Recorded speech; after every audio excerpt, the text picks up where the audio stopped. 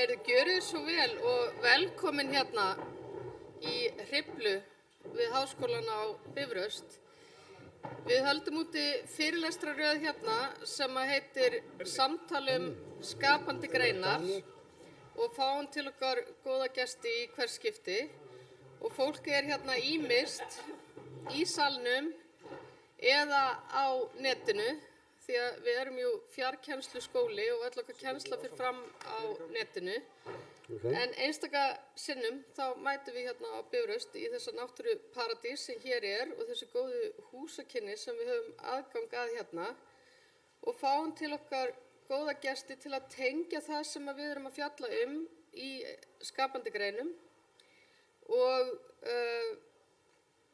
svona fá aðgengi að þeirri visku sem hefur safnast saman í gegnum árin og áratugina í þessari ört vaxandi atvinnugrein sem að menning og skapandi greinar eru orðin. Og í dag hjá okkur Sigurjón Sighvatsson, kvikmyndaframleiðandi, nýverið farinn að leggja fyrir sig leikstjórn líka og það kannski kveikjan að því að hann hérna að ég sá frumburðinn hans í leikstjórn sem heitir Extinction Emergency og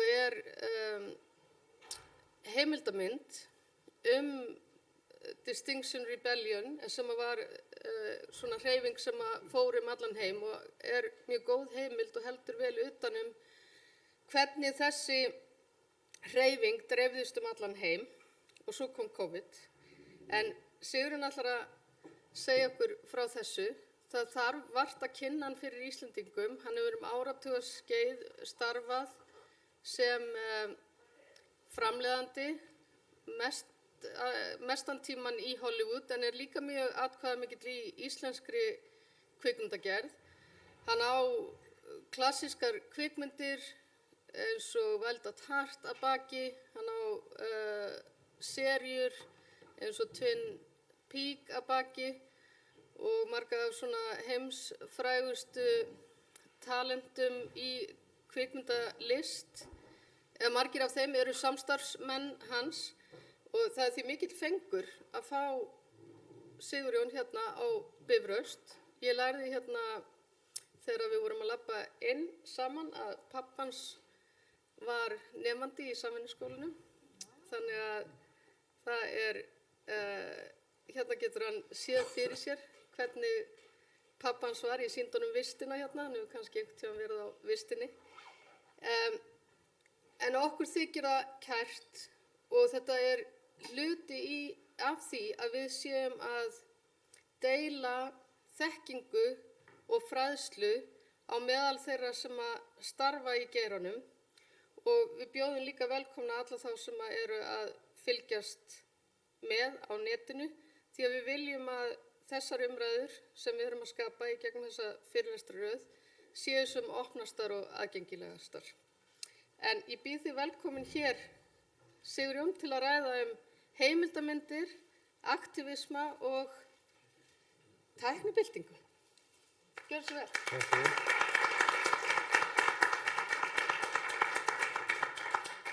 Þetta nú svolítið víðtækt og víðfeðmt sem hann heldur að tala Þannig að ég ekki endilega með mikið, ég viðurkenna það, ég hef heldur aldrei mikið trúað á glærusjó en nú notar maður símana aðeins, örlítið.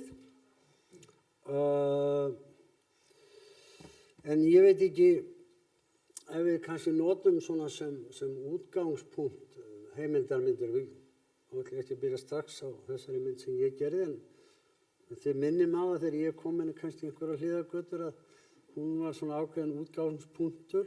Hún var gerð að ákveðnum ástæðum en ég hef náttúrulega komið víða við. Ég hef búin að vera lengi í 35 ára eða meira í framleiðslu.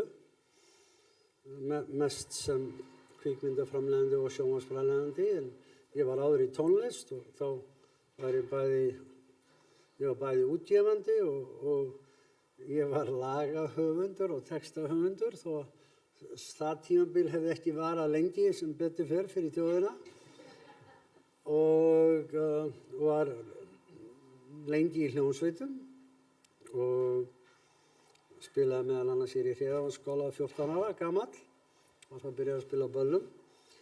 En ég svona aðeins tekkuði minn heimildarmyndarferil, bara vegna þess að það sem hefur gert svona á mínum ferli það svona í byrjun þá var mann að þreifa sig áfram. Ég byrjaði að vísu í tónlistarmyndböndum og fór síðan út í auglýsingar. Tónlistarmyndböndin leiddu mig síðan inn á fyrstu heimildarmyndina sem við vorum þátttökendur í saman 1986. Það var tónleikamynd U2 sem heitir Rattle and Hum og var sýnd í bíóum út allan heim og gekk mjög vel á þeirra tíma, eða allra tíma mælikvarða. Og síðan var svona næsta heimildarmynd sem ég gerði sem var nú aftur svona á vissan hátt, tala mikið koma aðeins inn á höfundaréttar, að hún var svona ákveðin bylting í framleiðslu heimildarkvikmynda sem eru kannski tvennt. Annars verður þá ákvað Madonna að fjármagna myndina sjálf og með því að sem sagt, við reyndum ekkert endilega að fá pening annars staðar, við höfum verið að gera öll hennar tónlistarmyndbönd fram að þessu eða langflest og hún hérna fékk þess að hugmynd að gera tónleikamynd sem við tækjum upp þennan Truth or Dare hérna, hvað hérna túrin?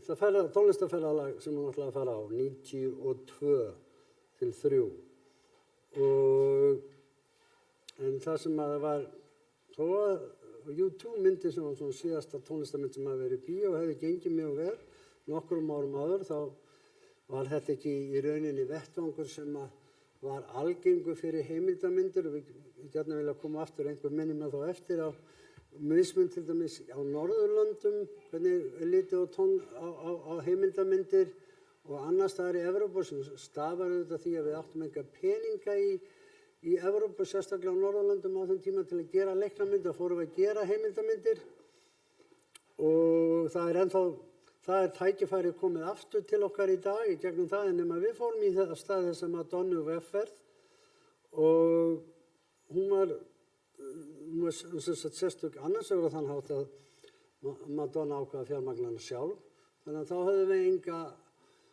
fjármögnunar aðilega og þurftum í rauninni ekki gera samninga við neina sýningar á myndina neitt, við höfum alveg listrænt frelsi. Við vorum auðvitað að vinna fyrir hana og vorum á launum við það en við þurftum allavega í byrjun ekki að semja við neitt. En þetta tengist líka annarri heimildarmynd sem ég gerði síðan 2005 Zinedine Zidane knattspyrnumanninn. Og aftur tengist það líka, við komum alveg inn á þessu höfundaréttarmál því að þau auðvitað eru áhugaverð og tengjast öllu því sem við gerum alls staðar en tengjast ekki síst þessum myndum og eins þessari mynd sem að ég var að klára að leikstýra. En það sem gerist með Madonna myndinu var það að við ákváðum að gera hana á dálítið annan hátt heldur en hefði áður verið gert. Venjulega voru bara tónlistarmyndir, það voru heimildarmyndir tónlistarmenn, voru flestar, það voru nokkuð viðtöl og svo var tekin tónleikarnir og myndin klára og settast á. Það var svona tildulega hefðbundni form og þannig meira sem mikið notað enn þann dag í dag. Ég gerði síðar 2005 heimildarmynd íslenska tónlist sem heit Gargandi snild og var nú svona sagt íslensk tónlist í 1000 ár en þar voru svona burðarstykkin annars vegar Björk og hins vegar Sigurrós og stóð þær hljónsveitir sem voru aðal hljónsveitirnar á þeim tíma. En þegar við vorum að gera Madonna-myndina þá komum svo hugmynd að einfalda ferlið. Það voru flestar svona myndir sem voru hugsaði fyrir bíómyndir og fyrir kvikmyndahús teknari 35 mm til að hafa gæði. Til að hafa myndgæði sem væri þess verða bíómyndi vilja taka þær í sýningar og gagnrýnendur myndu allavega sjá það að tæknilega væri myndin á sama standard í sletti aðeins, maður er núna svo lengi úti, og annað efni sem þeir væri að dæma úr kvikmyndahúsum. En við ákváðum þess til þess að bæða spara peninga og að því að fyrst og fremst kannski leikstjórn og þeirri mynd sem hefur ekki gert mikið annað síðan, mjög sérstætt því að það var bæði gaman að vinna með honum og gott, en hann vildi hafa, sem var raunin kannski, ég segi stundum, maður aðeins að passa hvernig maður orða hlutina, að heimildarmyndunum Madonnu var í raunin fyrsta raunveruleika serían sem var gerð. Hún var ekki sería, hún var mynd. Það var vegna þess að leikstjórinn sagði að ég vil bara hafa tæknifólk sem að getur verið til staða 24 tíma á dag. Hvað meinar þið 24 tíma á dag? Manneskjan er bara sofandi, hvað þarf að gera?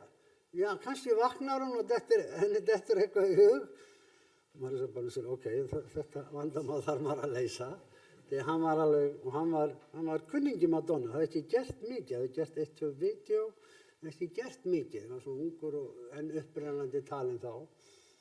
Og það sem við gerum þá, við byggum til, annars vegar ákveðum að taka þetta ekki á 35 mm, sem er svona hluti af því sem að ég vil síðan kannski tengja myndina mína, sem að, Extinction Rebellion, að því að fullt af henni var tekið bara svona, að við ákveðum að fara niður í 16 mm kvikmyndatöku. Það er miklu þægilegri, það þarf ekki endilega minna ljós, en það þarf fara í tæknimenn og minni tæki og miklu auðveldara til þess að geta, ef að Madonna skyldi nú vakna og heimta það að við færum að tækjum upp það sem hún væri að hugsa þá. Og það kom allt mjög skemmtilegt út úr því, by the way. En þannig að við vorum með, og það var nú fyrrverandi svíluminn sem heitir Greg Feinberg og vinnur mest fyrir HBO í dag og framleitt ennþá marga mjög skemmtilega þætti, meðal annars hann vann með okkur á Twin Peaks og síðan gerði hann þessa þætti fyrir HBO sem voru mjög vinsælir fyrir svona 2 árum, Big Little Lies, en hann er stórframleiðandi í dag í sjónvarpi og við sem sagt byggum til 2 teymi. Það var dagvinnuteymið og næturvinnuteymið. En við vorum ekki með nema 5 í hverju teymi, þannig heildarteymið á allri myndinni var ekki nema 10 manns, sem var mjög óvenjulegt á þeim tíma, því það var öllu tjaldað til. Og þess að þegar maður var að taka upp tónlistarmyndbönd með þessum stóru listamönnum eins og Madonna eða Michael Jackson eða hverju sem þá var maður bara með 150 manns. En þetta gerði það verkum að þetta var svona mjög sveigjanlegt og svo förum við sem sagt til Japan og byrjar á því að við förum til Japan og Madonna er þar í 2 vikur og svo komum við tilbaka og við erum að skoða efnið og þeir sem komu að myndinni, ég og minn félagi sem áttum fyrirtækið og þeir sem voru að vinna og einhver, ekki Madonna, en ég vil ekki segja að ég hafi sagt það í þessar útgáfu. Þetta er voða sniðugt. Þetta var eins og hver önnur tónleikamynd. Það er engin munur þessu. Og þá segir leikstjórinn þessa gullauga setningu, nei, þetta er ekki það sem ég vil taka. Nú, nei, ég vil snúa vélinni við. Og ég vil að í staðinn fyrir að vélinn sé að taka Madonna, þá er vélinn sem sagt backstage og er að taka allt það sem það er að gerast. Og já, ok. Þú sem sagt, vilt ekki taka tónleikana? Jú, við tökum það, við gerum það bara sér. Og við ákváðum sem sagt að taka, við vorum 8 mánuði, setna gerist þetta vísa, ég mun vísa í alls í svona hluti, síðan gerist þetta 7-8 árum setna, eftir að hafa gert öll Guns N' Roses, myndböndin, að þá fær Axl Rose þessar hugmyndum, svona að stela þessar hugmynd og fær með sér Íslanding sem heitir Ágúst, hvað svona er Ágústi? Ágústi Jakobsson, en hann var alltaf kallað Gústi Gunn eða Gústi Iceman. Og Axl ræður hann til að ferðast í 2 ár með Guns N' Roses út allan heim. En það er bara því miður ekki neitt sem neittnir fengið að sjá þegar það er læst niður í kjallara hjá Axl. En við sem sagt fórum í þetta ferðalag með Madonnu og það var bara mjög athyglisvert og mjög margt sem kom fram þar og það var þetta því og það athyglisvert að horfa á þessa mynd í dag vegna þess að Madonna var náttúrulega mjög svona progressiv. Hvað það á íslensku? Það?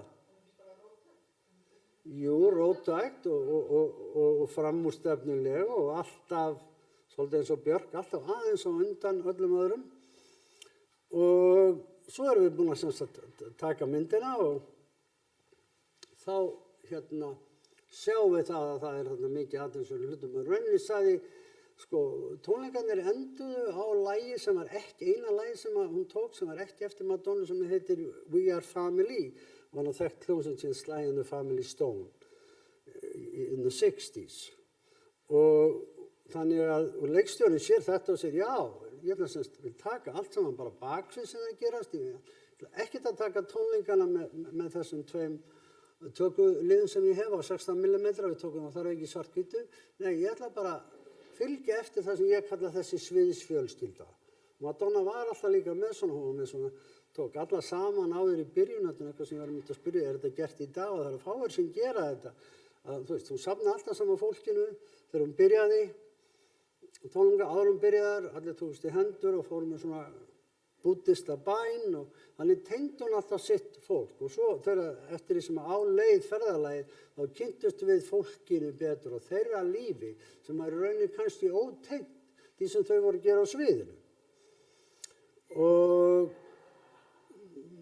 við vissum náttúrulega ekki hvernig þetta myndi ná að tengjast þessu lokalagi en enga síður þá náðum við að tengja það mjög vel og heppnaðist svona þessi hugmynd hans. Það sem hann gerði var það að þetta eru allar heimildarmyndir eru sögur, það eru misjafnar sögur og misjafnir hvernig þú tekur á þeim og hvernig þú býr til þann strúktúr. Þá talaðum að heimildarmyndin sé með allt aðra uppbyggingu heldur en leiknamyndin en auðvitað það ekki endilega rétt í sjálfu sér. Hún þarf á einhvers konar byrjun, miðju og endi en þú getur kannski byrjað á endanum og tengt það aftur eins og við gerðum þarna. En það gerði síðan með þá mynd og hugmynd var auðvitað frábær að vera með 2 tím og 16 mm og gera þetta mjög færanlegt og færa þetta út og geta farið út allan heim og verið með 8 mánuði. Það er fáir sem hefur leyft sér þann lúxus og hefðu í rauninni ekki haft efni á því áður. En af því að við gerðum þetta á þennan hátt. Og svo komum við tilbaka og allir ofboðslega ánægðir, það er svo mikið margt verið tekið upp. Og þá bara fattast allt í einu við erum með 300 klukkutíma efni. Nú fær málið að vandast því að bíóhúsin vil nú helst 90 mínútur en 120 að hámark. Og klipparinn sem vann með okkur, við vorum svona öll svona úr kannski meira minna úr sama skóla, þessi krakkar sem byrjuðu með mér í mínu fyrirtæki í byrjun sem hét Propaganda. Þannig að við höfum öll svona, vorum að ráða hvert annað, þannig skóli er auðvitað samfélag, þannig varð okkar kvikmyndasamfélag til. Og svo hann sá klippari sem var búinn að klippa með okkur 2 leiknamyndir, hún að vera með þetta í nokkra mánuði og orðinn af og frústandi, hann segi þetta er bara svo mikið efni, ég veit ekki hvað ég að byrja, ég veit ekki hvað að enda, ég bara sé ekki svona, en þú veist hver sagan er, þú veist, hún var skýr, já en 300 klukkutímar, hvernig var ég að koma að þessu niður, ég veit að það getur vel verið að þessi skýrtir ykkur huga, vil ég sitja hérna með mér? Og við erum ekki alveg komnir á það stig, nema einn daginn fer hann í hádegismat, svo bara kemur hann ekkert aftur. Og það byrjaði að leita að manninum, sem var góður kunningi minn, og afmæli með þessi sama dag og ég. Og þá finnst það upp í Montana. Og þá hafði hann auðvitað bara lent í því sem við í dag kallum kulnun. Það var svona yfirþyrmandi allt þetta sem yfir honum lá. Þannig að hann flög heim til sín í Montana og hann flutti aldrei aftur til Los Angeles. Hann hætti ekki alveg í bransanum en fór mest samt að gera bara auglýsingar, að hætti í því að gera svona lengri verkefni. En við klárum myndina sem sagt, fengum annan klippara sem núna er líka leikstjóri sem heitir Barry Alexander Brown og það er meðal annars klippt fyrstu myndi Spike Lee, leikstjórans, meðal annars þessa mynd sem sló í gegn sem heitir She's Got a Habit og hann kom á þetta struktúr kom á, eða gat tekið út söguna og svo tókum við bara tónleikana sér á einu stað. En að því að leikstjórinn hafði svona þessa grunnhugsun og þó að það væri ekki nema kannski 2 blaðsíður þá var enga síðan, þú þarft ekki að hafa handrit sem eru 120 blaðsíður eitthvað. Það var handritið var til stað að þú gast fundið það. Og við tókum svona tónleikana alveg sér. En það sem hann gerði er það að hann notar í rauninu og þetta hefur auðvitað verið gert, þetta er kannski best verið gert nýlega auðvitað í ABBA-myndinni, Mamma Mia. Það er svona Julia leiks sem var nú sko leikstjóri í London, hún tekur lögin og býr til söguþráð. Og hann gerði, við gátum sem sagt tengt lögin hennar Madonnu við það sem var að gerast í framvindunni baksviðs á sama tíma. Þannig ef einhver sagði eitthvað tengdist, þá náðum við ofta að tengja það svona grunnmerkingu lagsins. Og allt kom þetta saman sem sagt mjög vel út. Allir voru mjög spenntir. En það var eitt, og ég glemdi þessu aftur síðan 20 árum seinna, sem er auðvitað ekki gott. En það sem hafði glemst var það að auðvitað þurftu við að fá leyfi frá öllum aðalsöngurum eða tónlistarfólkinu til þess að nota þeirra líf og þeirra ímynd og þeirra mynd í myndinu Madonnu. Þeir voru bara ráðin til þess að syngja. Og einu samningunum þá var bara það, jú, það var að tekna upp tónleikarnir. Það var ekkert, því að við fórum inn í allstíns hluti, einn kom út sem gay og annar var í ástarsambandi við annan og þeir hættu og þetta er allt í myndinni. Og nú erum við konum mynd sem allir rána með það, nú byrju, við erum bara ekki með, við erum ekki með, sem sagt, leyfi frá neinum af þessum listamannum. Og það gekk nú svona, svo var alls eins annað fólk sem kom fram með myndinni. Það komu frægir leikari eins og Kevin Costner og Warren Beatty sem hafði verið kærastar Madonnu einhvern tíma á þessu tímabili, það var nú 20 ára tímabil, en einhvern tíma höfðu þau verið par og þannig að við erum að fá alla til að skrifa undir og það gekk nú svona tiltölulega sársaukalaust fyrir sig. En það var samt einhver greiðsla sem átti sér stað. En það sem að gerist síðan er það að Warren Beatty, sem var nú hættur að vera með Madonnu, þau voru með eitthvað svona persónulegar skoða hvort annað í fjölmiðlum. Þetta var meiri sig áður en svona hið venjulega tabloid fór á stað og þá hringir í mig lögmaður Madonnu og segir, heyrðu, sko þau eru að fara að frumsýna eftir mánuð. Warren Beatty er ekki búin að skrifa undir. Og það er svona svolítið stór, það er svona smá partur í myndinni sem er setsklega sem hann er að skjóta á Madonnu og segir, býtu, það er bara allt filmað hérna. Og Madonnu segir, já, akkur ekki, er einhver leyndarmál? Og þá segir hann, nei, þú auðvitað vilt bara vera á kameru fyrir alheiminn, sem hún sjálfsagt vildi. En hann segir, ég er ekkert að fara að skrifa undir. Og lögfræðingurinn segir mér, býtu, þið eru ábyrgir, þið eru framleiðslufyrirtækið og framleiðendurnir. Ég get ekki tekið það á þetta myndin færi sýningar og hann geti stoppað sýningarnar. Það er öðruvísi aðeins í Bandaríkjunum heldur inn í Evrópu. Það er miklu sterkar og auðvitað hægt að leggja fram tryggingu. En þetta sem tengist öllu því sem við erum að gera í allsstaðar, hann geti sett svo kallar injunction á myndina. Þá getur hann stoppað myndina. Það er lögbann á íslensku sem við höfum verið að tala um. Já, en einu sem er í Bandaríkjunum þarf að leggja fram mikla peninga og ég lenti í því, ég get komið líka inn á það, ég lenti í því í Evrópu. Það er mjög erfitt að fá lögbann á verk sem er tilbúið í Evrópu. Það er miklu erfiðar heldur í Ameríku. Í Ameríku segja oft bara já, þú borgar ákveðna fjárhæð, svo er umrætt verk í lausu lofti þangað til að skoru úr það. Og það getur auðvitað haft miklar afleiðingar. Nema þá segir Madonnu þessa frægu setningu við mig. Já, Jóni, fari lögfræðingur myndi fjandans. Þú sérð hann og ég skal sjá Warren Beatty. Svo var þetta mál bara ekki meira rætt. Og málið var ekki meira rætt. Ég hætti að svara símtölum frængsins og ekki veit ég hvað hún gerði við Warren Beatty, nema hann skrifaði aldrei undir en hann fór aldrei í mál. En myndin endaði með því að verða mikill gífurlegur success. Hún var í 15-20 ár tekjuhæsta heimildamynd í Bandaríkjunum bara frá 1993 til 2004 þegar kom heimildamynd með sem Michael Moore gerði sem heitir Fahrenheit 9/11, Fahrenheit 9/11. En það var ekkert algengt að heimildamyndir tækju, sem sagt, fengi svona mikla aðsókn. Madonna hafði sérstaklega tilfinningu fyrir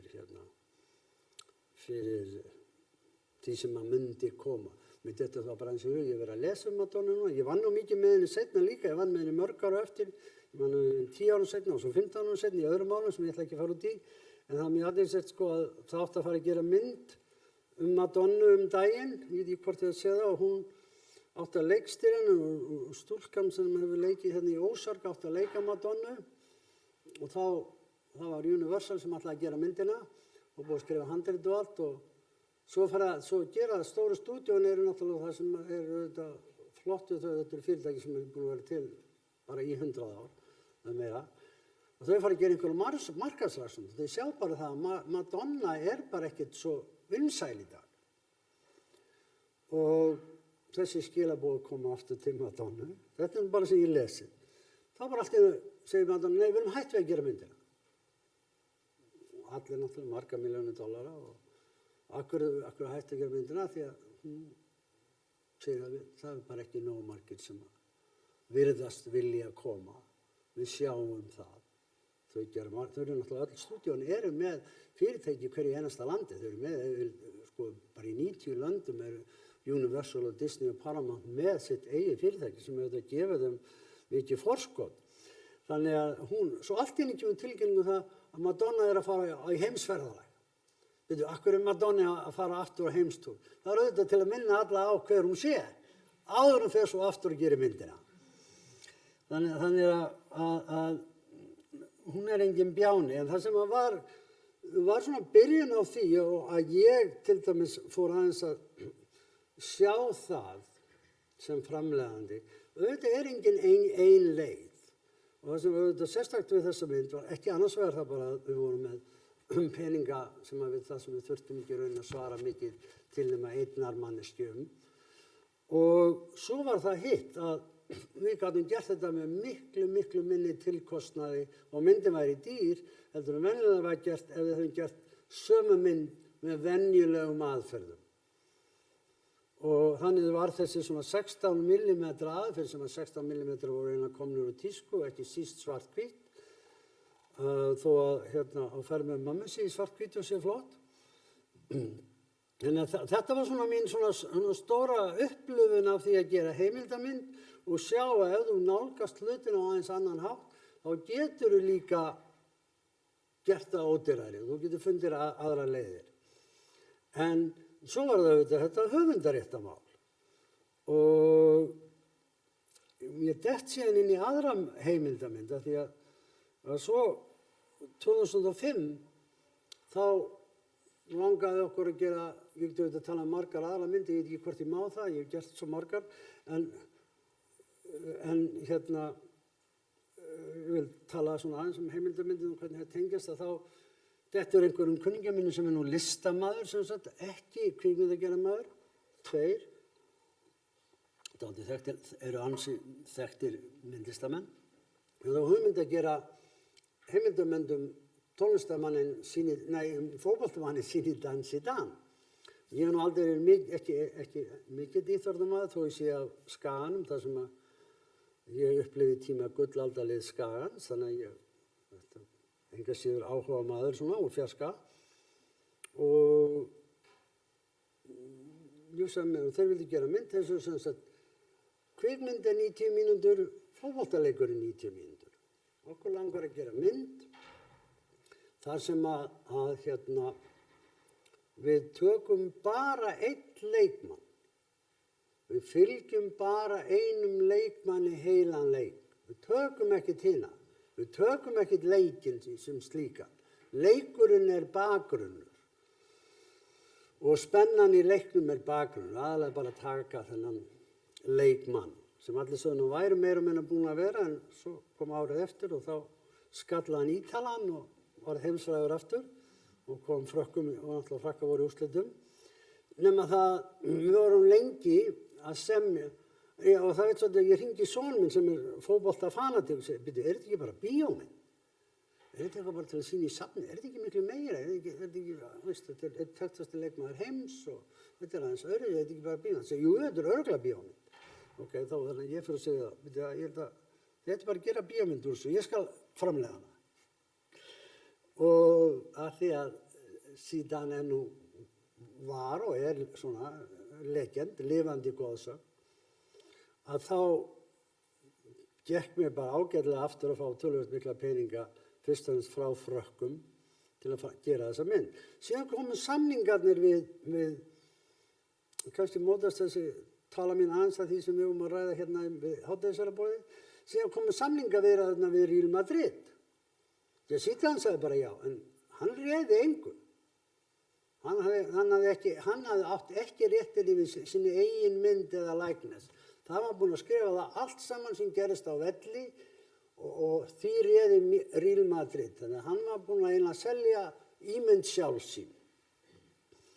Og svo byrjaði nú viðræðurnar við þá, og það tóku langan tíma, en aftur framkvæmdastjóri Real Madrid. Real Madrid er náttúrulega klúbbur sem það sem fólkið á sjálft, það er ekki einkaeign, það er eign félagsmanna, sem gerði að vissan hátt kannski auðveldara, af því að við vorum ekki að bjóða hann eina greiðslu. Og við klárum myndina og myndin kom mjög vel út, hún er svolítið sérstök vegna þess að þú ert að horfa 90 mínútur á Zidane en hann er bara með boltan í 7 mínútur. Og það var einmitt löng grein bara daginn í magasín sem heitir New Yorker Magazine sem fjallaði einmitt Messi, Lionel Messi. Það sem er sagt, hvernig er þetta? Já, það var mjög svipuð hugmynd. What Lionel Messi is thinking of when he's walking around the field. Af því að þú veit að þeir fyrirliðarnir þess vegna ekkert með boltan það mikið. Nema það, við erum rosalega ánægðir með myndina og hérna, það var svona tvennt sem var aðeinsverið á mynd líka, sem aftur var svona svolítið, það var tvennt eða þrennt sem gerði hana öðruvísi.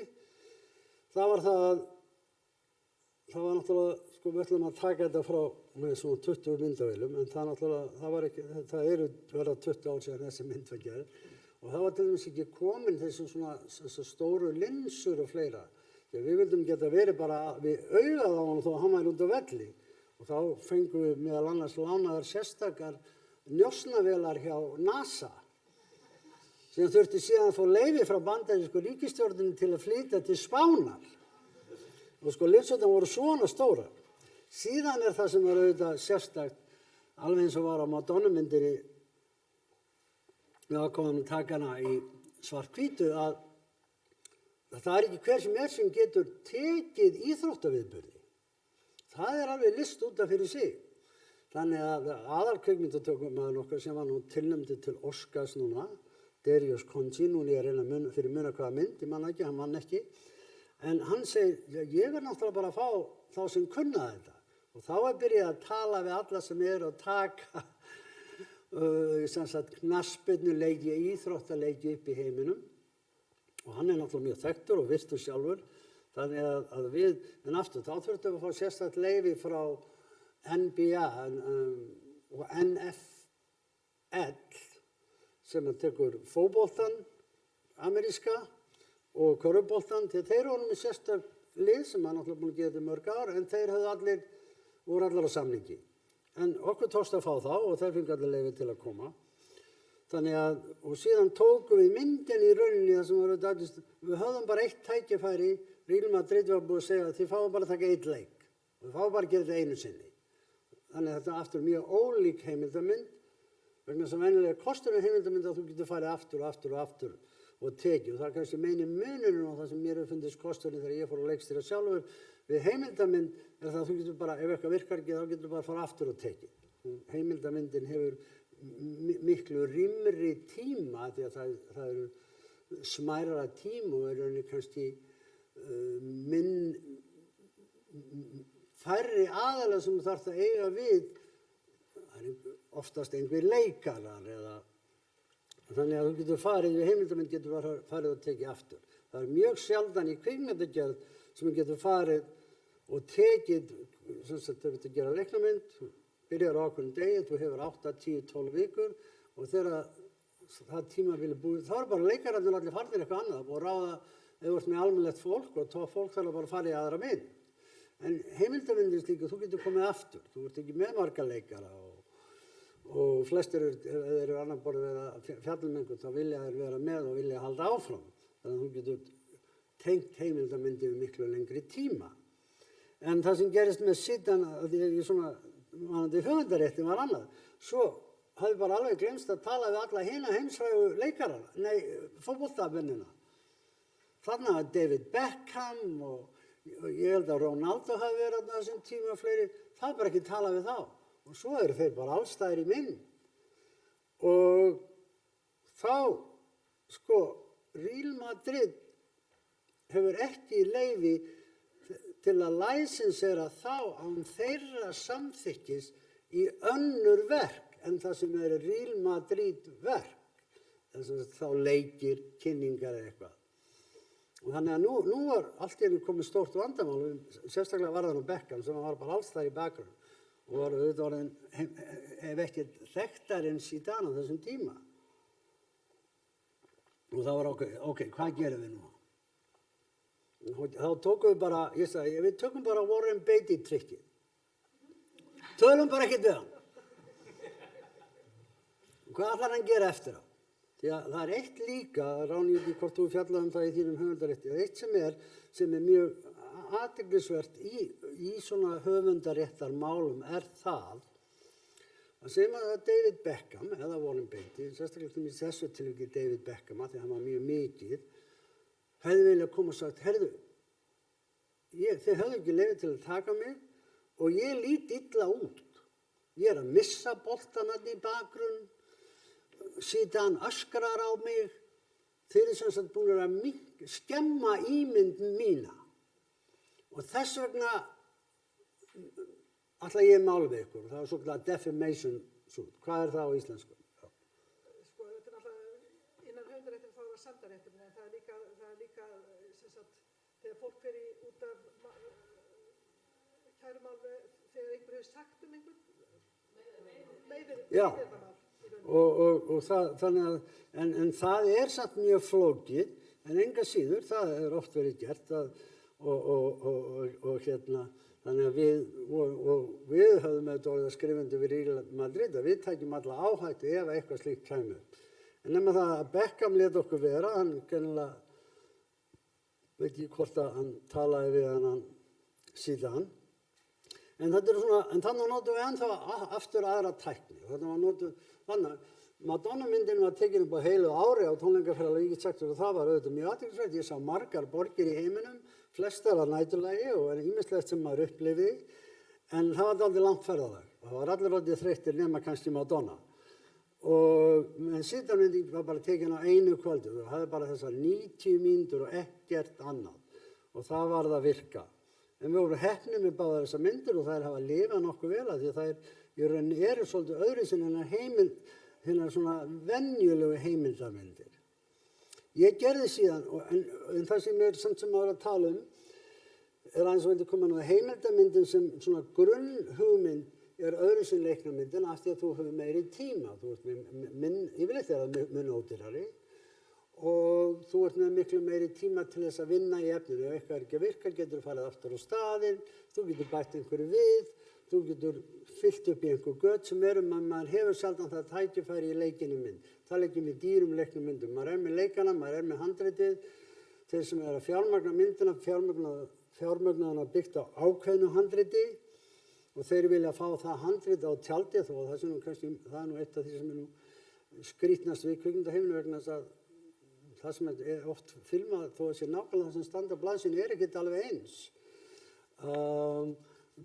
Besta dæmið auðvitað það er kvikmyndagerðarmaðurinn David Lynch. Þú lest eitthvað handrit eftir David Lynch, það hljóma bara svona eins og svona afar venjulegt handrit. Svo sérðu það sem hann var að taka og það var allt öðru sig. Og öll herbergin er rauð og það er blóð og byrju, en David, þetta var orðið aðalatriði í þessari senu. Það stendur hérna blóð, svona stórt á einni blaðsíðu. Já, en byrju, við heldum að senan ætti ekki að vera blóð. Þið hafa bara misskilið mig, það er því miður. Það er blóð. Ég er að skila handritinu sem ég sagðist alltaf skila. Og þannig að þetta er svona þessi megin munur oft á þessum tveimur aðferðum. Og mér alltaf fyndist það bæði á þessum myndum og þeim fleiri, alveg eins og U2 myndinni. Og svo eru tvær aðra myndir sem ég langar að koma aðeins inn á sem ég hef verið sem heimildarmyndir sem hafa svona kennt mér ýmislegt var það að þegar við komumst á heimsmeistaramótið í Íslendingar HM, þá fékk ég þá hugmynd, ég var nú kannski búin að vera að ræða við Hafstein Gunnar Sigurðsson leikstjóra, það er gaman að gera eitthvað þú veist, fyrir HM. En svo vissum við ekki hvort við kæmumst nema það að við náðum því að vorum þá hugmynd að segja svolítið sögu íslensku þjóðarsálarinnar í gegnum 3 leikmenn sem voru að reyna að komast í lið. Þannig að við höfðum auðvitað byggingu, við höfðum þessa spennu og en það voru bara 12 vikur til stefnu. Og þá var það eiginlega snerist þessi áskorun algjörlega við. Við fengum sjónvarpið til að stökkva borð. Vísu var KSÍ ból okkur styrk en þeim fannst ekki endilega að koma nógu vel út úr myndinni vegna þess að ímynd KSÍ sem að seinna kom svo í ljós var nú mjög brotin. Þessir stákar sem það voru, einn var í Tyrklandi, einn var í Kent og svona mann ekki hvort að Hannes var í henni en þau voru 3. Þeir voru nú ekkert svo sælin með allt sitt líf. En í rauninni áskorunum þá mynd var, og ég sagði við hann Hatta sem er nú mjög flinkur leikstjóri, það er að koma eftir hann önnur íþróttamynd eða sjónvarpssería páskana sem heitir Aftur elding, byggt eitthvað á svona áreitismáli.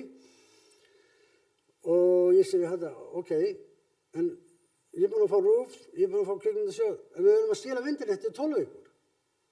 Sem er bara algjörlega út úr kúfið allt. Það er út úr kúfið alla leiknarmyndir. Það er nú bara tökutímabili 12 vikur, hámark. Og þá erum við ekki að tala undirbúning, handritsskrif, klippingu eða neitt. Og heimildarmyndir á 3-4 ár, eins og heimildarmyndin mín sem ég leikstýri sjálfur, meira en 3 ár í vinnslu. Og ég sé hann Sindri Kjartansson og hann svona framleiðandi á þessu með mér. Ég sé við höfum bara 12 vikur, getum við gert það á 12 vikum. Það er áskorun hér. Þannig að þessar 3 myndir sem eru svona heimildarmyndir sem ég hef gert, það eru fleiri, koma inn á eina enn, að þær eru allar ólíkar og þær voru svona mismunandi áskorunir og ég segi fyrir mig sem framleiðanda og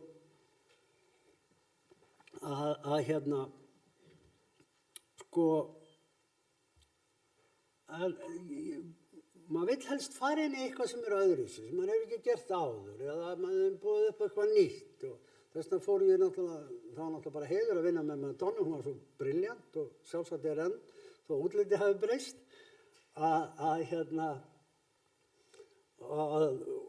hún leyfði okkur bara að gera það sem við vildum í rauninni og eins þessi Zidane-mynd, því að hún var bara algjör tilraun, það hefði aldrei verið gert neitt svona neitt í knattspyrnu. Nema 1965 hafði frægur knattspyrnumaður Pete Best, það hafði einhver þýskur amatör fylgt honum eftir heilan leik. Og þessir myndlistamenn, þeir höfðu einhvern tímann heyrt af þeirri mynd og við fundum einhverja kópíu af því einhvers staðar í Þýskalandi. Við gátum notað sem svona ákveðin referensum og í þeim leik hafði hann einmitt skorað 3 mörk. En áður en kem að myndinni hérna, annan þú lært myndinni tímið, þá í fyrra kom ég að mynd. Það sem að kunningi minn, ég var í rauninni ekki meðframlegandi á þeirri myndi, byrjumhluti Joe Sorrento, var að gera mynd sem var uppálátt að vera algjörlega leikinn mynd sem fjallaði tilraunir FBI á sjúklingum með ofskynjunarlyf. Og allt byggt á sönnum atburðum og skýrslum sem hafa komið fram bara undanfarnum 10 árum, minna. Og hann fer og tekur myndina, hún var ekki mjög dýr, og myndin algjör disaster. Bara ekki eins og hægt að horfa á hana. Og hann segir mér hérna, Jóni, hvað finnst þér myndina? Ég segi, hann er ekki mikið hægt að segja hana, annað en það er ekki hægt að horfa á hana. Þannig að hún fer ekki langt. Og hann segir svona, hvað getum við gert? Auðvitað er ég aðalhetjan í mínum eigin sögum. Ég vil taka það fram. En hérna, hann var búinn að fá úr sjónvarpi, og Ránir, þú getur kommentarað á ef þú vilt á eftir eða tjálfum með það, fullt af upptökum af Nixon forseta, af Spiro Agnew varaforseta, frá þessum tíma sem voru einmitt að fjalla þetta atriði. Þeir voru að neita því að þeir hefðu gert þetta og hitt og þetta. Við erum með svona í mynd sem þá var kannski svona 2 klukkutíma og voru svona 15-20 mínútur af heimildarmyndarefni sem að þau töldu sig geta nota án þess að þurfa að fá leyfi. Og það er svokallega fair use. Og oft í Ameríku með það ef almenningur veit af því og það er opinbert efni sem búið að láta frá sér, þá má nota það, oft ekki í hagnaðarskyni, en við ákváðum að nota það og svo ég segi, veistu að það er miklu meira áverða, það er allir á sveppum núna. Ég er alltaf að lesa alla sem eru á sveppum. Kona mín talar ekki það að sé langi til þess að fara á sveppi.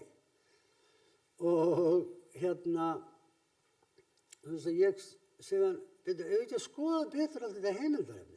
Það hefur ekkert verið gerð í rauninni heimildarmyndum þetta. Og við fórum svolítið í þá vinnu vegna þess að þetta var mjög mikið í umræðunni. Og það sem gerist um þessa mynd á svona cirka 8-9 mánuðum, bara fyrir ári síðan var það, að við tókum, eftir þessum unnum meiri myndinni, því meira af leiknaefninu var hvarf og því meira af heimildarefninu tók yfir.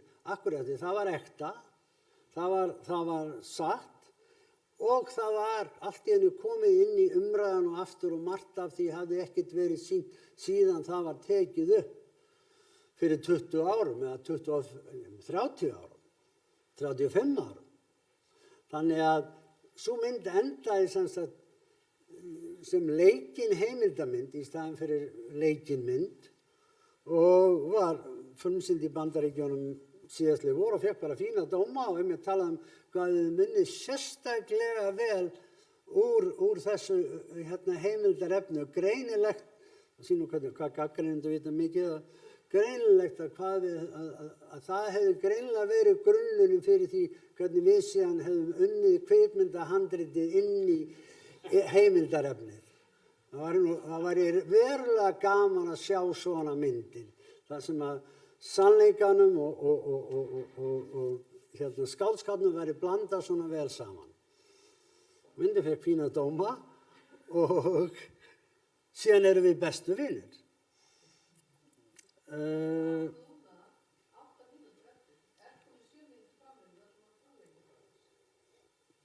Það er ágætt, þetta er aðeins tengt við, það eru einhverju fleiri heimildarmyndir sem ég gert. Já, ég kom aðeins inn á, ég nefndi þetta í byrju, ég gerði síðan að ég bara hef komið að heimildarmyndum alveg frá 86 sem við gerðum U2 og 2005 gerði ég heimildarmynd með Ara Alexander íslensku tónlist, ég heit Gargandi snild og fór víða heim og fjalla íslensku tónlistina, íslensku hljómsveitarnir sem eru.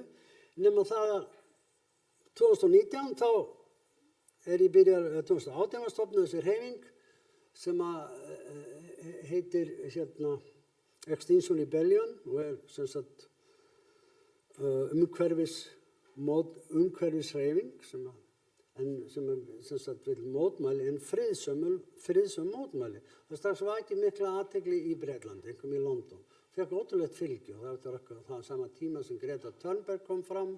Ég sagði mér, þetta áhugavert efni. Og áhugavert að geta fylgst með stofnun samtaka, sjá hvernig þau þróast. Og ég fer að tala um þetta við fólk í Hollywood, engin áhuga þessu, bara nokkuð. Allir sem þetta eitthvað, þetta ekki hvernig þessi samtökur, þetta öfgasamtök.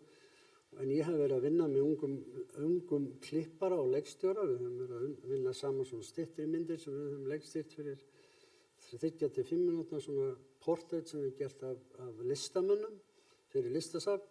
Svo ég segi, hefur ekki bara gert það sjálfur. Og hann segi,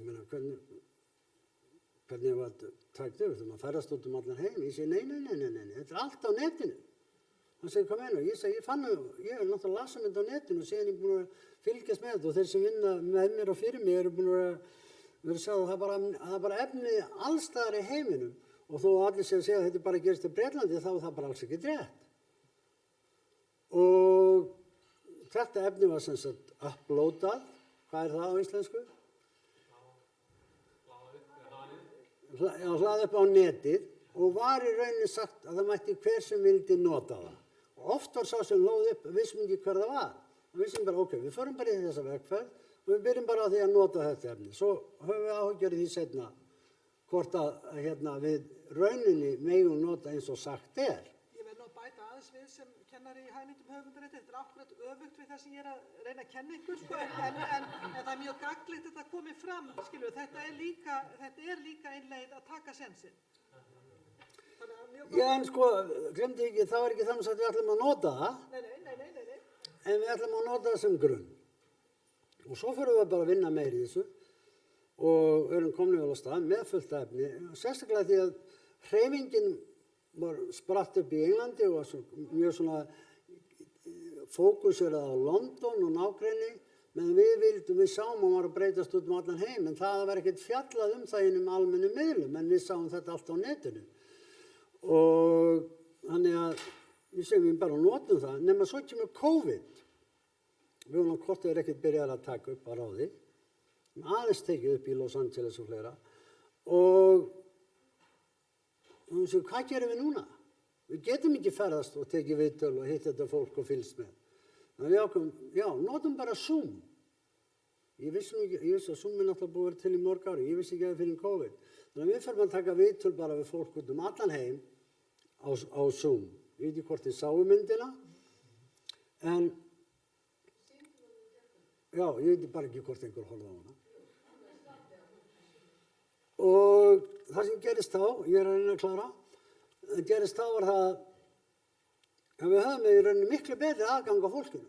Það var COVID og það var allir til að tala við okkur og svo komum við sem sagt myndinni saman eins og langt komin með hana og þá erum við komin út í COVID og þá er svona byrjað hans að sína myndina og það á vissan átt meiri Greta Thunberg hafi haft áhrif mikið á bara loftslags umhverfisverndarhreyfingar í heiminum bara með hvað hún var sjálfsterk og hún er með hans auðvitað í myndinni hjá okkur eins og það, fengum ekki leyfi hjá henni og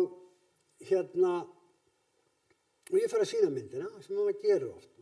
Ég sýna oft myndir, akkur ekki að sýna eina af mínum filosófíum í myndir. Ef einhver vil horfa á hana og ég þarf ekki að borga fyrir það, alveg saman þó að sé bara sá sem er að skúra hérna eða í eldhúsinu og segja mér hvað hann finnst, akkur ekki. Ef það kostar mig ekki neitt, endilega bara að fá fleiri skoðanir og ekki síst kannski frá þeim sem er ekki inn í efninu.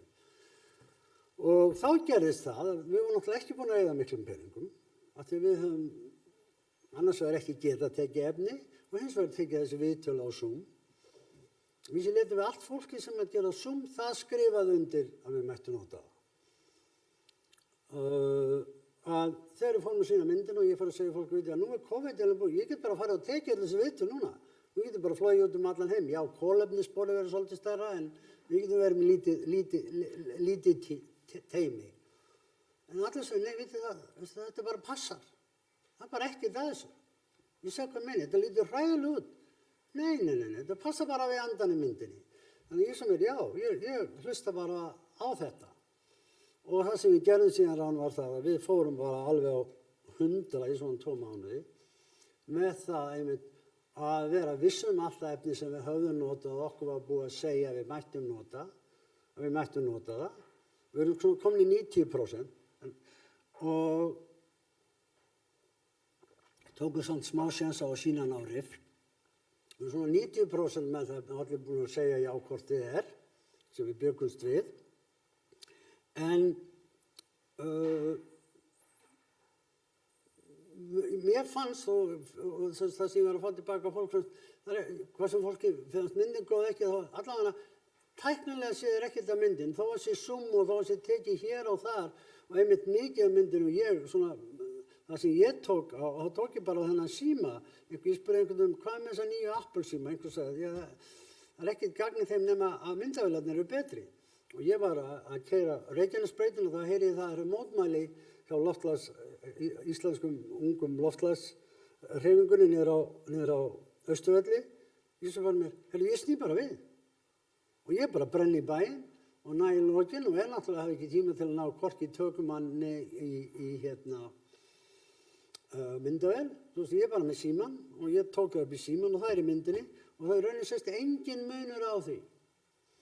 Og þetta er svona það sem ég held að það sem heimildamyndin meira en í dag, við fann að geta notfært sér, þess vegna getum við gert þar miklu ódýrari og mín mynd var svona í rauninni þannig, hún var svona hún var aftur tilraunastarfsemi eins og hinnar heimildamyndinni sem ég aðeins vísað í, þegar ég vildi líka sanna það að þú getur sem sagt þú getur tekið viðtöl gegnum Zoom þannig að þú þarft ekki að ferðast, þá getur fylgt eftir þessum með kolefnasporið eða þú vilt vera umhverfisvænn, þú getur notað símann þinn og þannig að þú þarft ekki og það segi ég oft og að í rauninni tæknin að frelsa okkur mjög mikið og það var það sem ég lærði á þessari mynd og eina ástæðan til þess að ég vildi ákvað leiktinni sjálfa bara, það hefði engin áhuga, ég nefndi ekki að vera að bíða eftir öllum, bara fara á stað.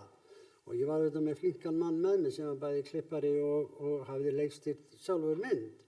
Þannig að tæknin í rauninni það sem að, nú erum við allir miklu, það verið að skera niður kvikmyndasjóð, það alltaf verið að skera niður en í rauninni held ég að það sem að mun hjálpa okkur hér og öllum, en við erum kannski fljótari aðlaga okkur þess að við höfum haft bara svolítið eins og Madonna-myndin, við höfðum bara svo við höfðum ekki meira fólk og við erum bara finna leit, hvernig getum við látið 5 manna tím virka, þó það væri 2, til þess að við getum náð öllu því sem leikstjóri vill ná. Að við erum ekkert endalega vön, ég nota True Detective sem að því það vill allir að því hérna á landinu, ég sé, við hefum sagt að þetta sé streymi, ég veit ekki hvað gerist, ég sé True Detective bara kvikmynda eða sjónvarpsgerð frá síðustu öld. Það búið það að séu 10 eða 20 trukkar og það þurfi 20 manns í kringum hverja myndavél og það þurfi 8 förðunarmeistara og þetta bara liðin tíð.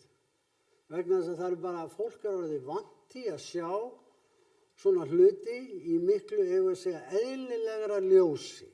Það gerir minni kröfu til þess að farðin sé fullkomin eða hárgreiðslan og myndavélarnir orðan það góður og það bara ekki það mikil gæðamunur á í rauninni svo framan sem efnið áhugavert og rétt fengi að þá getum við öll farið og gert myndir en auðvitað heimildamyndir kannski auðveldast og besta tæki til þess að byrja að gera sína eigin mynd svo framanlega sem maður finnur efni sem áhugavert og það var þess að ég ákvað sjálfur að leikstýra og hef síðan ákveðið að fara að leikstýra fleiri heimildamyndum, með að leikstýra 2 í dag, með öðrum, þegar það virkaði vel þessi samvinna, vegna þess að gera kvikmynd, enga sigur, og vandræðin til dæmis sem streymisveitunar hafa búið til, það svo mikið óbúsleg krafa nýtt efni. En það bara tekur svo langan tíma að þróa verulega gott nýtt dramatískt eða leikið efni. Alveg sem að hvort að sjónvarpssería eða hvort að sjónvarpsþáttur eða hvort sem að er bíó, að það í rauninni til að fá gott handrit tekur mörg ár. Og það sem er nú bara búið að þurrka það allt upp og hvað munu þá streymisveitin að gera? Það munu hægt að gera þætti eins og True Detective sem kostar svona mikið, það svipað, þá held ég að það eru aðrar ástæður til að þeir eða svo miklu í True Detective því að þeir eru að venda allar hinar True Detective seríuna líka sem að koma undan og ef þessi misheppnast þá mun minna verða hort á þær og ef þessi misheppnast þá verður ekki gerð fleiri. Þannig að það er svona fleiri ástæður sem eru til þeir eru að gera svona 4. þáttaröðina.